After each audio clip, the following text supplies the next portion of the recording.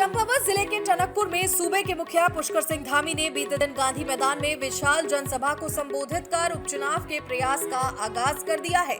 CM Dhami के उपचुनाव से पहले ये टनकपुर बनबसा का पहला दौरा है, जिसमें वो बनबसा से रोड शो करते हुए गांधी मैदान टनकपुर पहुंचे।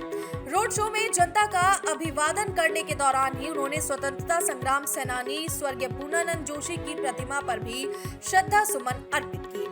गांधी मैदान में जनसभा को संबोधित करते हुए उन्होंने कहा कि उनकी सरकार विकल्प रहित संकल्प के मंत्र पर अग्रसर है और राज्य के आवाम के कल्याण को समर्पित है। उन्होंने कहा कि प्रधानमंत्री नरेंद्र मोदी के निर्देशों के तहत सरकार जन कल्याण की भावना के अनुरूप प्रयासरत है। साथ ही उन्होंने ये भी कहा कि इस दिशा में उन्होंने कई महत्वपूर्ण और क्रांतिकारी फैसले भी जनहित में लिए हैं।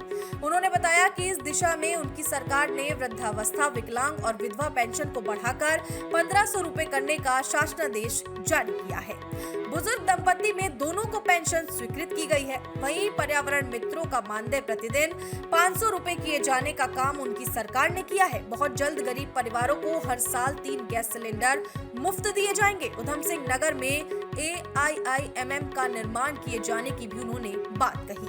उन्होंने कहा कि उनकी सरकार जिस कार्य की घोषणा करेगी उसका शासनादेश जारी कर उसे पूरा भी किया जाएगा। इस दौरान मुख्यमंत्री ने चंपावत के कई क्षेत्रों में ओलावृष्टि से फसल को हुए नुकसान की भरपाई आपदा मद से किए जाने, टनकपुर में शारदा नदी के दाएं और बाएं प्रवेश पर स्थित कठौल गांव और किचैल की बाढ़ सुरक्षा योजना का काम शुरू किए जाने, आपदा न्यूनीकरण उपायों के तहत उचोली गोट गांव से गेड़ा ख्याली नंबर 1 तक शारदा नदी की मुख्य धारा में चैनलाइजेशन का कार्य किए जाने, हुड्डी नदी के बाएं और स्थित बमनपुरी गांव और चंदनी गांव की सुरक्षा के लिए बाढ़ सुरक्षा योजना बनाए जाने, शारदा नदी के दाएं प्रवेश पर स्थित गेड़ा ख्याली गांव की सुरक्षा के लिए बाढ़ सुरक्षा योजना बनाए जाने, सुखीढांग डांडा मीनार मोटर मार्ग का पुनर्निर्माण और डामरीकरण किए जाने, दियोरी चलती मोटर मार्ग को पूरा किए जाने समेत कई घोषणाएं की। इसके अलावा उन्होंने बाबा गोरखनाथ धाम आगमन के दौरान की गई अन्य घोषणाओं को भी दोहराया है।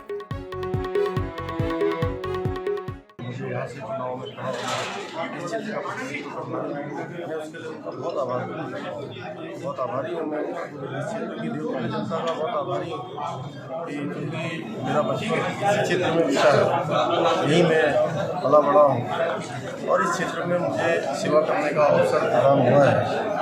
माँ पूर्णागिरी मैया ने, माँ शारदा मैया ने मुझे